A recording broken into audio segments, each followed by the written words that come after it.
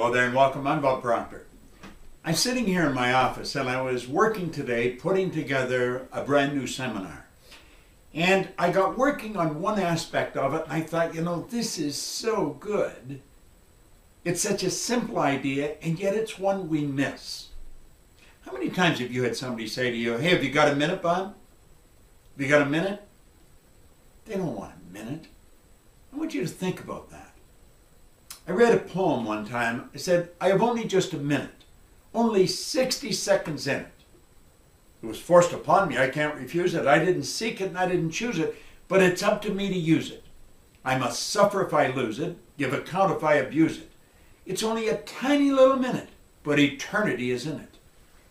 Well, at any rate, I thought I'm going to put this on a video and I'm just going to share it with everybody. Just this one little part out of the seminar I'm making.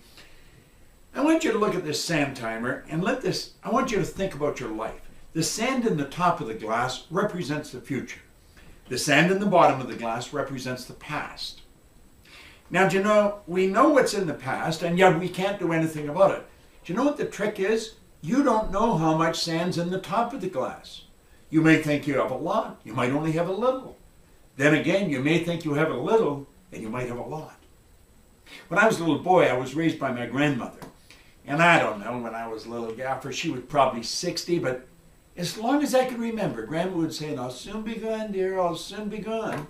Well, we loved her. She was really an angel of God, but we thought she was never going to go. She lived to be 94 for 30-some years. I'll soon be gone. She didn't think she had much time left. She had 34 years left. Now, about the same time, I had a buddy of mine, Bob Yates. He was just 16. And bang, he ran into the abutment of a bridge and his life was snuffed out.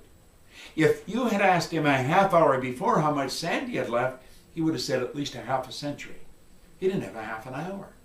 See, the trick is we don't know how much sand we have left. The future, we don't know. The past, it's gone. Now, the only thing you can deal with is what's right here, right now. And if you look, the sand is always moving.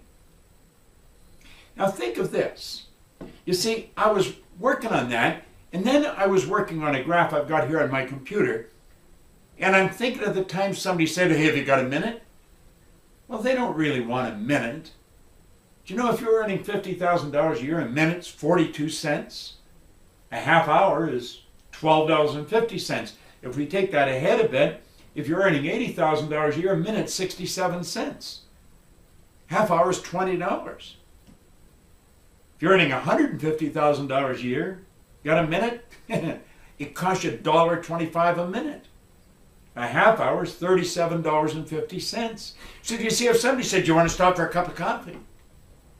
Well, if you're earning $250,000 a year, a minute is $2.08.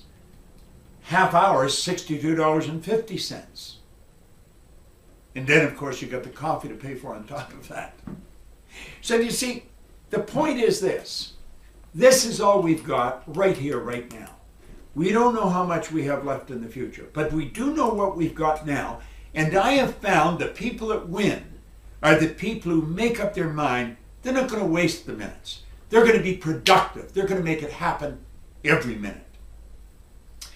Earl Nightingale was a mentor of mine. And I asked him one time, I said, Earl, how did you learn to master time management? He looked at me and he said, what are you talking about? He said, I've never mastered time management. Nobody masters time management. Time can't be managed. He said, I merely manage activities. And he took a card. He said, I carry this in my pocket. I sit down at night and I rate the 6 most important things I have to do tomorrow. And when I wake up, he said, I do them. Well, I started to do that then. I've become very, very productive. If you ask my friends, they'll tell you, no, Bob Proktor is very productive. I don't waste time. I don't have a lot of people say, hey, Bob, have you got a minute? Because they've got to know that if they're going to spend time, we want to be spending time on something constructive. Now, I have only just a minute, only 60 seconds in it. It was forced upon me. I can't refuse it. I didn't seek it and I didn't choose it. But it's up to me to use it. I must suffer if I lose it, give account if I abuse it. It's just a tiny little minute, but eternity is in it. That's all gone.